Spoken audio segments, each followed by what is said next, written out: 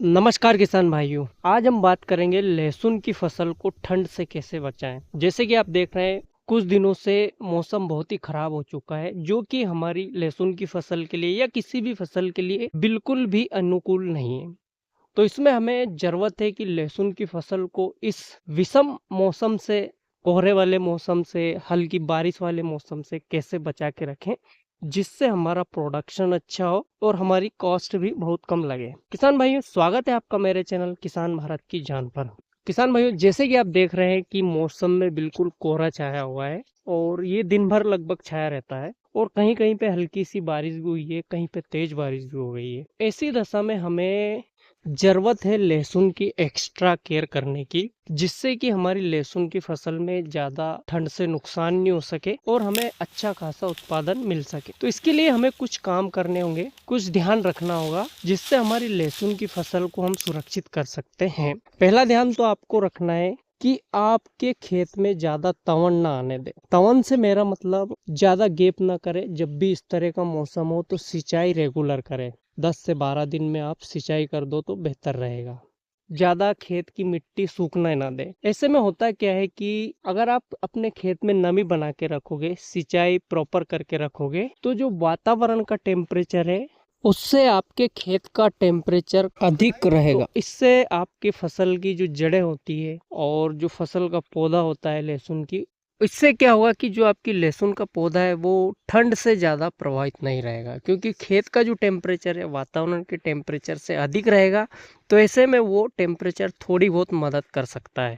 अगर आप आपके खेत को बिल्कुल सूखा रखते हैं, बिल्कुल खेत में दरारें चल रही है और पानी नहीं लगाते हैं कि पीला पड़ जाएगा, तो ऐसे में आपकी लहसुन को नुकसान होने की ज़्यादा संभावना रहेगी। इसलिए अगर आप स्प्रिंकलर से सिंचाई करते हो तो स्प्रिंकलर चला दीजिए हल्के, और ऐसे आप डायरेक्ट सिंचाई करते हो तो डायरेक्ट सिंचाई कर दीजिए। अब दूसरी बात है कि हमें ऐसे मौसम में बिल्कुल भी लापरवाही नहीं बरतनी चाहिए, स्प्रे का सहारा लेना चाहिए। तो ऐसे मौसम में हम स्प्रे कर सकते हैं। पहली बात, फंगीसाइड का एक स्प्रे जरूर करें। फंगीसाइड में हमें कौन सा फंगीसाइड लेना है ये भी हम बात कर लेते हैं। पहला, हमें टेबुकोनाजोल प्लस सल्फर वाला जो फंगीसाइड है उसका स्प्रे करना चाहिए। तो इसमें एक तो टेबुकोनाजोल है वो सिस्टमिक फंगीसाइड है, और सल्फर है जो कॉन्टेक्ट फंगीसाइड का काम करेगा। सल्फर इसमें जो होता है वो आपकी फसल को ठंड से बचाने का भी काम करेगा, क्योंकि सल्फर की जो तासीर है वो गर्म होती है। तो इसलिए हमें टेबुकोनाजोल प्लस सल्फर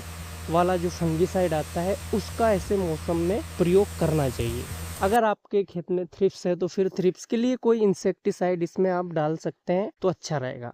अगर एक काम और आप कर सकते हैं, आपको एसओपी सल्फेट ऑफ पोटास, जिसे हम 0050 के नाम से भी जानते हैं, इसमें सल्फर और पोटास की मात्रा होती है। तो जो इसमें सल्फर है वो आपकी लहसुन की फसल को सर्दी से बचाने का काम करेगा। तो जो एसओपी होता है 0050 जिसे हम बोलते हैं एनपीके, उसमें सल्फर की मात्रा होती है। तो आप इसका भी स्प्रे कर सकते हैं। इसका स्प्रे करने के लिए आपको इसकी मात्रा 6 से 7 ग्राम प्रति लीटर पानी के हिसाब से आप स्प्रे कर सकते हैं। पानी बहुत ही ज्यादा लेना चाहिए हमें। जब भी हम स्प्रे करें तो जहां 2 पंप लगते हैं वहां हमें 3 पंप लगाना चाहिए, ताकि पूरी लहसुन की फसल की जो पत्तियां हैं वो अच्छे से भीग जाए। तो जो स्प्रे होता है वो अच्छे से काम करता है। आप एसओपी का स्प्रे कर सकते हैं। एसओपी में कोई भी आप कॉन्टेक्ट फंगीसाइड मिला सकते हैं, जिससे कि आप मेनकोजेब मिला सकते हैं 75% जो आता है, या और भी कोई भी टेबुकोनाजोल प्लस सल्फर वाला जो कॉम्बिनेशन आता है वो मिला सकते हैं। तो इसके साथ कोई भी एक कॉन्टेक्ट वाला फंगीसाइड जरूर स्प्रे कर दें। तो इससे ऐसे मौसम में आपकी लहसुन की फसल है फफूंद जनित रोगों से भी बचेगी और साथ ही साथ वो ठंड से भी बची रहेगी।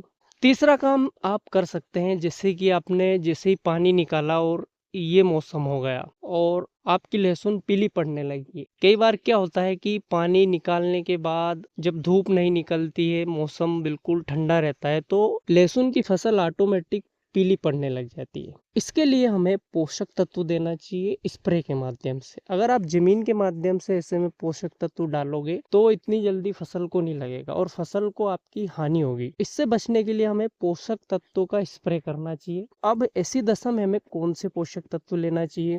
तो ऐसी दशा में किसान भाइयों आपको माइक्रो न्यूट्रिएंट का स्प्रे करना चाहिए। माइक्रो न्यूट्रिएंट आप कोई भी ले सकते हैं, मार्केट में बहुत सारी रेंज है, किसी भी अच्छी कंपनी का आप माइक्रो न्यूट्रिएंट ले लीजिए और स्प्रे करिए। और ऐसी स्थिति में आप जब भी स्प्रे करें चिपको मिलाना ना भूलें, क्योंकि चिपको मिलाने से जो स्प्रे है बहुत ही अच्छे काम करेंगे। चिपको का काम होता है कि स्प्रेड करना, मतलब उसको फैला देता है वो पत्तियों पे जो भी हम स्प्रे करते हैं। स्प्रे मिलाना ना भूलें।